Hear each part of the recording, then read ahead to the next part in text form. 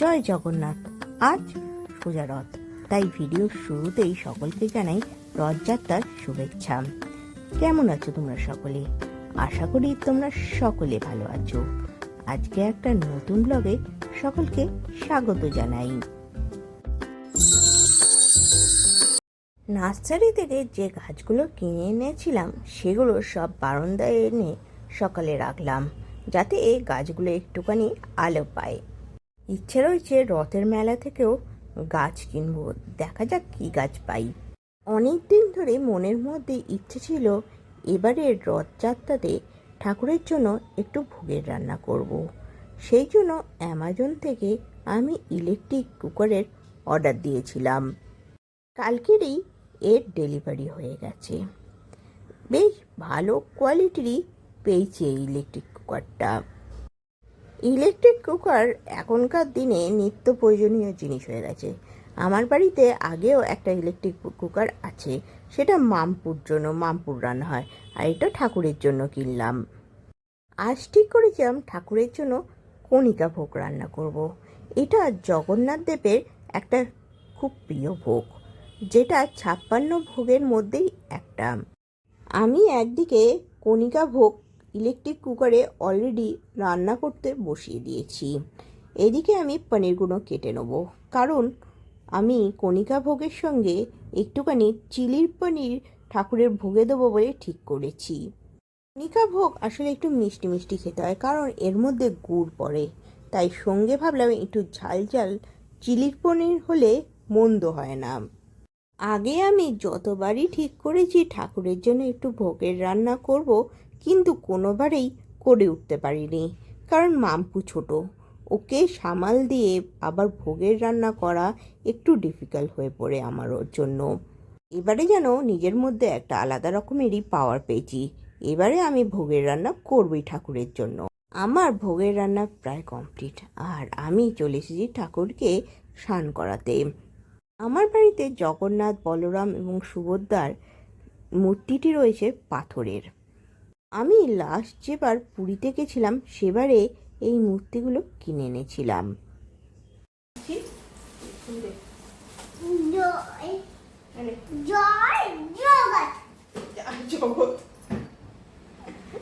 ঠাকুর নমো করো, নমো নমো বলো, জয় জগৎ। আচ্ছা, জয় জগৎ। বলো ঠাকুর খাও, খাও ঠাকুর খাও। আচ্ছা খেয়ে নেবে, দাঁড়াও, ঠাকুর খেয়ে নেবে। কাউকে দিয়েছো, ঠাকুর ঠিক খাবে। খেয়ে নাও, খেয়ে নাও ঠাকুর, ঠাকুর খেয়ে নাও। হ্যাঁ,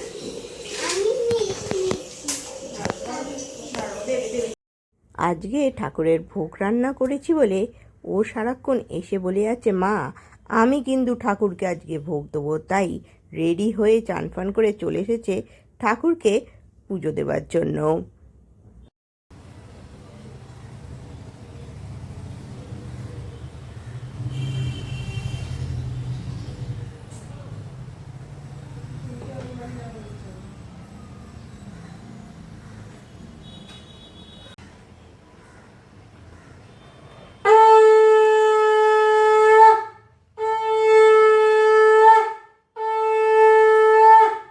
রথযাত্রার মাধ্যমে জগন্নাথ দেবকে দর্শনের উদ্দেশ্যে সকাল থেকে বসেছিলাম। এখন সেই সন্ধিক্ষণ চলে এসেছে।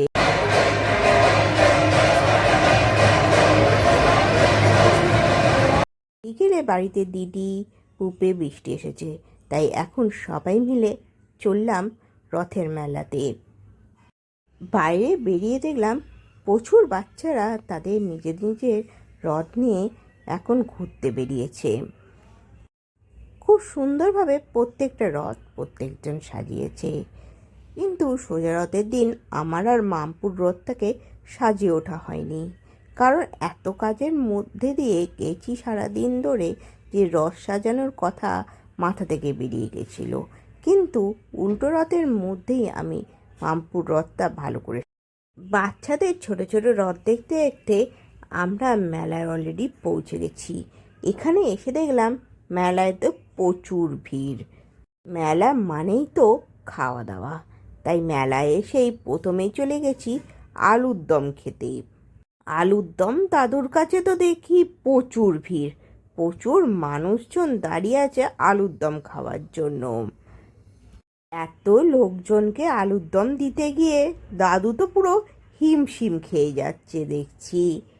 প্রায় 15 মিনিট ওয়েট করার পর শেষমেশ আমরা আলুর দমের বাটিটা হাতে পেলাম। আলুর দমটা খেতে ছিল এক কথায় দুর্দান্ত। আমরা এদিকে আলুর দম খাচ্ছি আর ওইদিকে আদিত্যর সঙ্গে মাম্পু চলে গেছে ঠাকুরেরকে নমস্কার করতে, ঠাকুরের ঘন্টা বাজাতে। ঠাকুরের কাছে ঘন্টা বাজানোর জন্য কত চেষ্টা চলছে দেখো মেয়ের।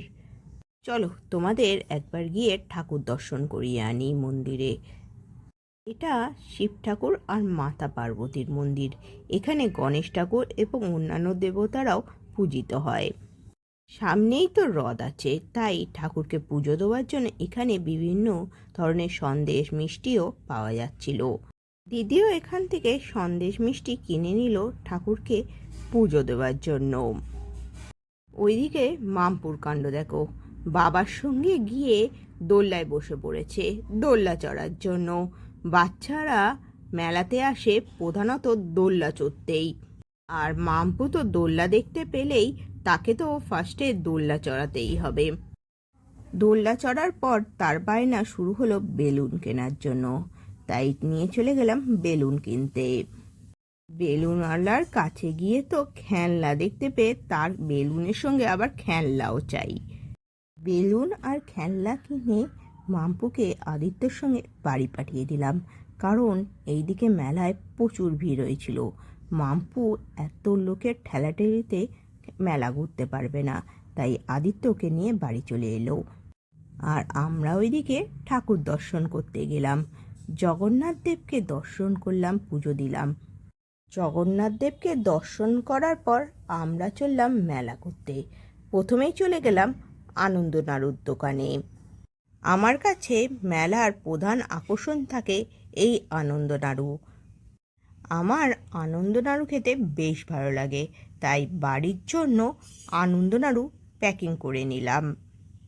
চলো এবার দেখা যাক মেলায় আর কি কি জিনিসপত্র বিক্রি হচ্ছে। মেলাতে প্রচুর কাঠের জিনিসের দোকান বসেছে। এখানে দেখো হাতা, খুন্তি, চপিং বোর্ড সব কিছুই পাওয়া যাচ্ছে। এই স্টিমার বোর্ড নিয়ে আমরাও ছোটবেলায় খেলেছি, এখনকার বাচ্চারাও খেলতে পারে। এই জিনিসগুলো কখনোই পুরনো হয় না। মাটির এই খেলনা বাটি দেখলে তো আমার এখনো খেলনা বাটি খেলার মন হয়। আমরা এখন আছি রথের মেলায়, আর এখানে মামপুর জন্য মামন মাসি একটা বল কিনেছে, যেটাকে নিয়ে ও আর হাঁটতে পারছে না। এখানে পুপে, ওখানে সোনু মামা, আর এখানে মা আছে। তুই আর কিছু পেলি না, চটি নিচ্ছিস? হ্যাঁ, বর্ষা পড়েছে, দরকার চটি সব। মেলা মানে পাঁপড় খাওয়া, তাই পাঁপড় হাতে নিয়ে চলে এলাম গাছ দেখতে। আমাদের এখানের মেলার প্রধান আকর্ষণই থাকে এই গাছ। বিভিন্ন ধরনের ফুল, ফল আর ঘর সাজানোর গাছ এখানে পাওয়া যায়। এত গাছ একসঙ্গে হাতের কাছে পাওয়ায় আমরা মেলা থেকে প্রচুর গাছ কিনে থাকি। মেলার প্রায় অর্ধেক লোকের ভিড় রয়েছে এই গাছের দোকানে। আগে আমার প্ল্যান্টেশনের এত শখ ছিল না, কিন্তু ইদানিং দেখছি আমার গাছের প্রতি একটু আগ্রহটা বেশি বেড়েছে। স্নেক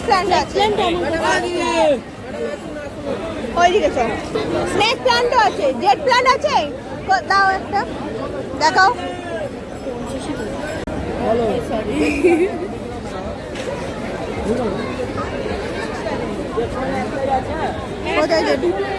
কত দাম বলো ভাই? কত কত কত?